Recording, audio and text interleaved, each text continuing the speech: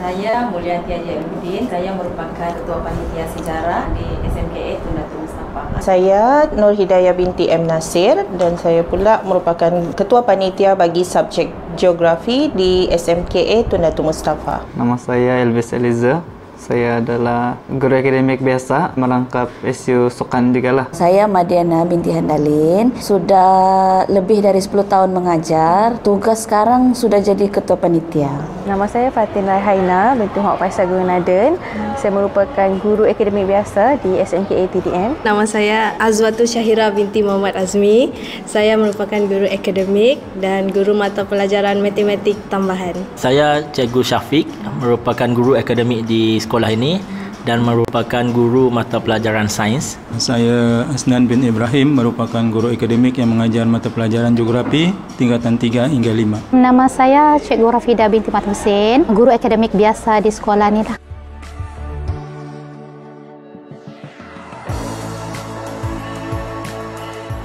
Dalam standard 4 SKPMG 2, dia meletakkan guru itu berperanan sebagai pemudah cara dalam pembelajaran dan pengajaran iaitu PDP yang berkesan untuk memperkembangkan potensi murid itu secara menyeluruh dan pencapaian murid pada tahap yang optimum secara berterusan. Itu yang kita mahu capai. Dan terdapat 6 aspek dalam standard 4 itu. Yang pertama, guru itu bertindak sebagai perancang. Yang kedua, guru bertindak sebagai pengawal. Dan yang ketiga, guru juga bertindak sebagai pembimbing. Yang keempat, guru sebagai pendorong. Yang kelima, guru sebagai penilai. Dan yang terakhir, murid sebagai pembelajar aktif. Jadi kita ada 6 aspek dalam standard 4. Elemen-elemen guru sebagai perancang, pengawal, guru juga sebagai pembimbing, guru juga sebagai pendorong, penilai dan murid sebagai pembelajar aktif.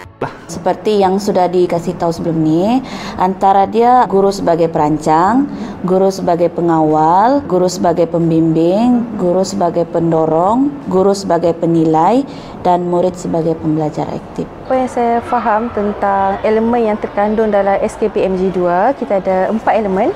Yang pertama sekali adalah guru sebagai perancang, seterusnya guru sebagai pengawal, guru sebagai pembimbing, guru sebagai pendorong dan juga guru sebagai penilai dan akhir sekali murid sebagai pelajar yang aktif lah.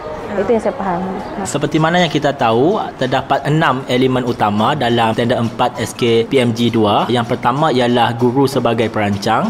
Yang kedua, guru sebagai pengawal. Yang ketiga, guru sebagai pembimbing. Yang keempat, guru sebagai pendorong. Yang kelima, guru sebagai penilai. Dan yang terakhir, elemen keenam iaitu murid sebagai pembelajar aktif. Elemen-elemen yang terkandung dalam SKPMG 2, pertama guru sebagai perancang, pengawal, pembimbing, pendorong, penilai dan murid sebagai pembelajar aktif.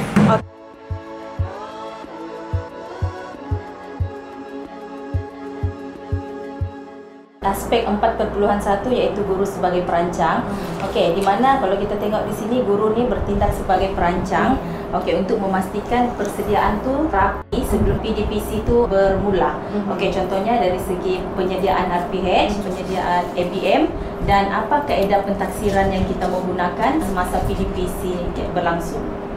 Mengikut pemahaman saya ambil guru sebagai pembimbing lah. Sebab guru ni tanggungjawab dia mengikut SKPMG ni, dia hanyalah seorang pembimbing, seorang tutor dan tugasnya hanya memantau aktiviti yang berlaku lah. Semuanya bergantung kepada pelajar dan murid hanya melaksanakan aktiviti yang dirancang oleh guru. Saya lebih suka explain pasal guru sebagai pembimbing lah. Guru sebagai pembimbing ni sebenarnya, guru-guru ini bila kita mengajar ini, kita tidak bagi input itu terus sepenuhnya kepada pelajar. Sebab kalau macam itu, kita seolah-olah kita suap saja diorang. Jadi bila disuap, selepas ini, bila ada soalan yang ada kaitan pun diorang susah mau hurai. Tapi berbanding kalau macam guru sebagai pembimbing ini, artinya kita bagi hint hint sama budak, kita bagi hint sampai diorang betul-betul boleh dapat jawapan apa yang dimau oleh soalan. Biasanya lah kalau soalan exam lah macam tu. Dari segi pemahaman saya, elemen yang saya huraikan lah yang paling penting bagi saya dekat sini adalah 4.1, guru sebagai perancang, di mana semua tahu guru perlu melaksanakan atau melakukan RPH terlebih dahulu sebelum melaksanakan aktiviti PDPC. Okey, melalui RPH tersebut, guru perlu mencapai objektif dan juga standard pembelajaran pada hari tertentu. Okey, melalui perancangan RPH itu, bila kita tahunya kita ada objektif yang perlu dicapai, daripada situ guru boleh merancang aktiviti yang menarik. Contohnya bekerja kumpulan, pembentangan atau juga boleh terselit kuis di situ.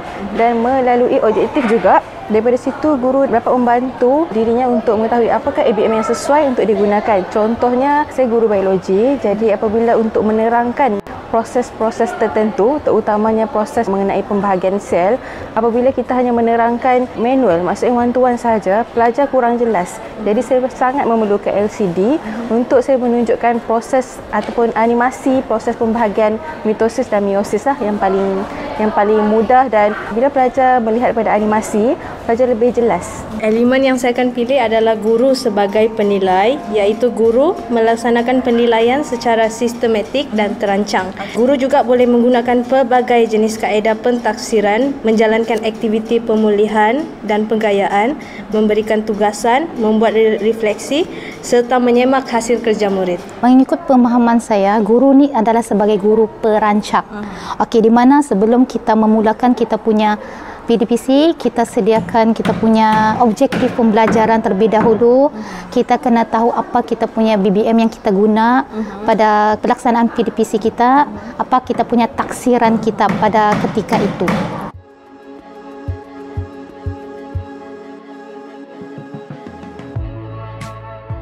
Besarlah harapan saya sebagai seorang guru, kita mahu menambah baik kualiti pengajaran kita untuk memperkembangkan potensi murid itu. Jadi daripada bengkel yang dijalankan itu, saya dapat lihat apa kelemahan saya dan apa kekuatan saya, dan dari situ saya cuba aplikasikan ke semua aspek dalam standard 4 itu supaya saya boleh penuhi dan saya dapat laksanakan di dalam kelas supaya tahap murid itu saya dapat capai secara optimum dan berterusan. Tahap perkembangan dia lah, itu yang saya harap. Dan saya harap saya akan buat itu secara sampai bila-bila saya akan berterusan macam tu. Itu harapan saya. Bagi saya lah, mungkin untuk sesi pembelajaran yang pertama mungkin akan sedikit sukar lah, sebab mungkin juga murid dan juga saya sendiri belum biasa sangat dengan cara PDPC ini. Mungkin akan sedikit sukar lah, tapi saya yakin untuk sesi yang seterusnya akan berjalan dengan lancar. Apa yang bagusnya lepas bengkel ni kan, at least saya tahu di mana yang saya kurang sebenarnya, di mana yang saya tidak fokuskan betul-betul. Dan juga lepas sejak bengkel ni kan, saya tahu juga sebenarnya kalau kita mau bagi dorongan dengan budak, bukan semata-mata kita keluarkan duit sahaja. Kita boleh juga bagi dorongan berdasarkan pujian begitu. Jadi selama ni kami tidak tahu, mungkin bukan kami lah, saya lah, mungkin saya pun kurang tahu. Jadi kadang-kadang saya abaikan benda ini. Tapi sebenarnya ini salah satu juga tugas sebagai pendorong kepada pelajar, ya. Saya membayangkan PDPC itu akan menjadi lebih menarik, pelajar semakin bergiat aktif, dan yang paling penting sekali, objektif dan juga standard pembelajaran tu tercapai bukan hanya kepada sebilangan pelajar tapi kepada 100% pelajar yang ada dalam kelas saya tu. Setelah saya menghadiri dua bengkel ini, saya mengharapkan agar guru-guru dapat mengaplikasikan elemen-elemen yang terdapat di dalam SKPMG2 ini, sebab dia adalah satu sistem pengajaran yang amat berarti dan akan memberi impak yang lebih baiklah kepada guru dan juga kepada pelajar itu sendiri. Saya harapkan saya dapat perbaiki lagi dalam PDP saya, membuat penambahbaikan dan menerapkan elemen-elemen yang saya rasa kurang terapkan dalam PDPC, dan memastikan PDPC ini lebih menarik, pelajar lebih aktif, berkomunikasi antara guru dan murid, murid dan murid.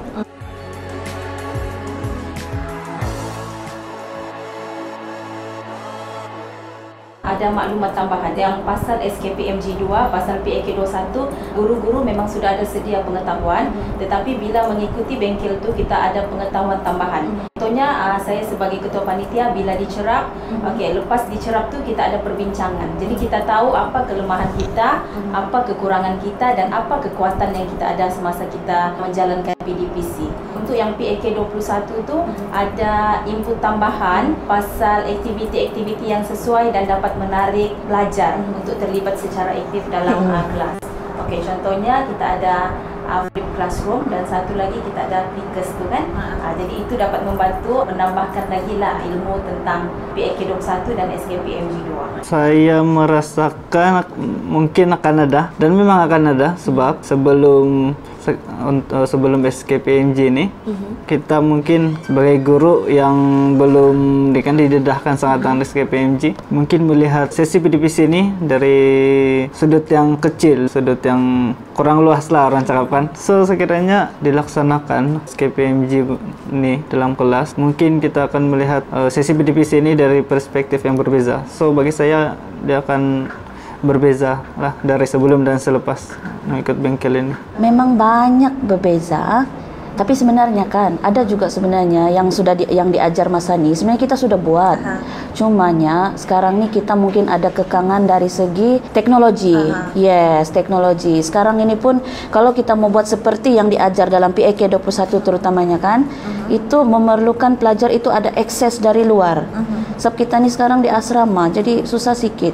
Jadi salah satu cara yang saya buatlah selepas ini, saya menyediakan sendiri ataupun saya minta pelajar wakil untuk bawa contohnya tab atau komputer macam tu kan. Diorang terpaksa bawa, saya simpanlah sebab peraturan tidak boleh diorang bawa kan. Tapi best lah, best PAK 21 ni best. Selepas menghadiri bengkel tersebut, saya lebih memahami perincian elemen, terutamanya elemen penghargaan kepada pelajar. Sebelum ni kita hanya fikir penghargaan kepada pelajar ni perlu beri barang. Maksudnya kita menghargai pelajar, bila pelajar dapat menjawab dengan betul, kita bagi hadiah berbentuk barang. Tetapi sebenarnya cukup dengan pujian, contoh memuji pelajar, kamu bagus, tahniah, semoga berjaya. Itu adalah penghargaan yang paling simple dan paling mudah untuk kita beri kepada pelajar. Terdapat beberapa perbezaan antara sebelum dan selepas menghadiri bengkel SKPMG 2 dan PAK 21 dari segi proses PDPC, iaitu contoh dia dari segi perancangan. Kalau dalam RPH, guru dia dapat merancang dengan lebih sistematik dan boleh dijalankan dengan lebih teratur dan tercapai. Saya boleh bagikan perbezaan ini dari segi guru dan juga pelajar. Dari segi guru, memang kita sebagai pengajar ini kita dapat rasakan ada perbezaan lah. Pertamanya dari segi pendekatan kita untuk menyampaikan isi kandungan pembelajaran, dan dari segi pelajar pun kita boleh perhatikan bahawa adanya perubahan dari segi minat pelajar untuk belajar itu. Bagi pendapat saya untuk yang dalam pengajaran lah, saya bagi kepada dua juga, iaitu tentang guru. Guru lebih bersedia untuk mengaplikasikan apa yang telah dirancang sebelum PDPC dijalankan. Dan bagi murid pula, apa yang kita nampak apabila kita menjalankan satu aktiviti yang berpusatkan pelajar, kita akan dapat melihat pelajar-pelajar yang akan lebih bersemangat dan juga akan mendorong kepada pelajar itu untuk mencapai objektif lah dalam apa yang nak kita sampaikan pada hari itu. Sangat banyak ilmu yang saya perolehi dalam bengkel ni sebenarnya, sebab dari segi elemen tu banyak yang perlu perbaiki, terutamanya dari segi kita memberi dorongan kepada pelajar, dari segi penghargaan kita kepada pelajar. Tidak semestinya kita bagi benda kan, kadang-kadang kita kena say thank you, bagus, pandai, cantik tulisan. Itu pun salah satu elemen yang saya perlu terapkan sebenarnya.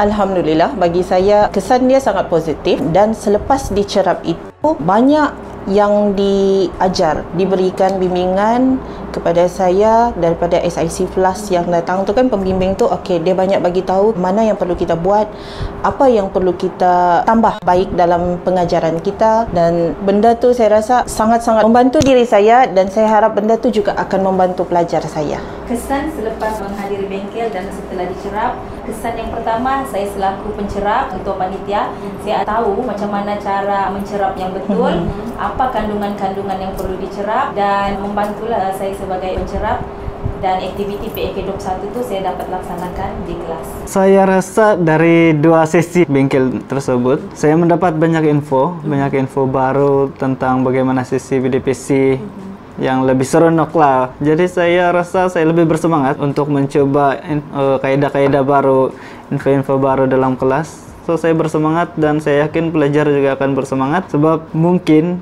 sebelum ni kaedah sedikit membosankan mungkin. So sekiranya saya menggunakan kaedah SKPMG ni dan PAK 21 ini juga, mungkin pelajar akan lebih bersemangat lah. Kesan sebenarnya bagus nih. Sekurang-kurangnya kita tahu macam mana sebenarnya aktiviti yang tidak melibatkan cikgu sepenuhnya. Tak payahlah terlampau kita pikir. Selama ni kita terfikir, apa kita mau buat sebenarnya untuk PAK 21 ni?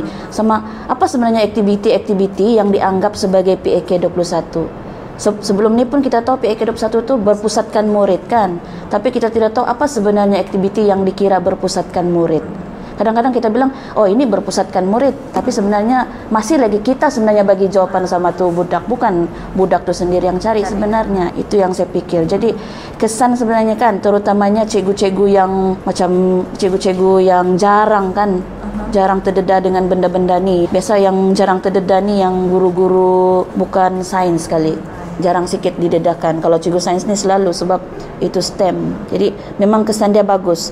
Sekurang-kurangnya dia boleh, satu, cikgu-cikgu tu kurang sikit dia punya kerja, kurang bebanan untuk dia mengajar. Kedua ialah biar budak itu dapat jawapan sendiri. Bila dia dapat jawapan sendiri, at least dia boleh ingat untuk jangka panjang.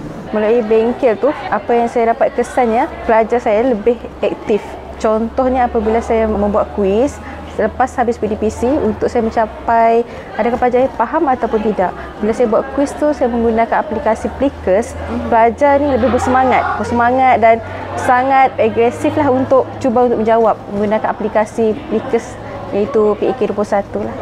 Pada pendapat saya, ya, saya rasa lebih bersemangat sebab lebih banyak idea yang kita boleh laksanakan di kelas dan lebih banyak aktiviti yang seronok supaya murid di kelas dia tidak belajar chalk and talk sahaja. Dia lebih banyak aktiviti. Bagi saya, selepas menghadiri kursus ini, bengkel ini, saya dapati bahawa ianya menjana saya punya idea dan kreativiti untuk mempelbagaikan kaedah-kaedah penyampaian semasa proses pembelajaran dan pengajaran ini. Okay, bagi saya, selepas saya menghadiri bengkel ini, saya lebih bersemangat untuk mencoba aktiviti-aktiviti yang terdapat dalam PAK 21 tersebut. Jadi kita boleh melihatlah sama ada kita mampu untuk mengaplikasikan, dan juga kepada pelajar saya nampak pelajar akan lebih bersemangat untuk mengikuti aktiviti PDPC yang telah kita rancangkan, walaupun saya rasa kadang-kadang aktiviti kita itu tidak menjadi, tapi kita akan usahalah untuk mencapai objektif yang sebenar yang telah ditetapkan dalam SKPMG itu dan juga PAK 21. Pada pendapat saya kan, kalau ikut kesannya sangat bagus. PDPC saya lebih teratur dan sebenarnya banyak benda yang saya perlu belajar lagi, dan memastikan pelajar-pelajar saya ni sentiasa bergiat aktif lagi dalam pembelajaran PDPC saya ni.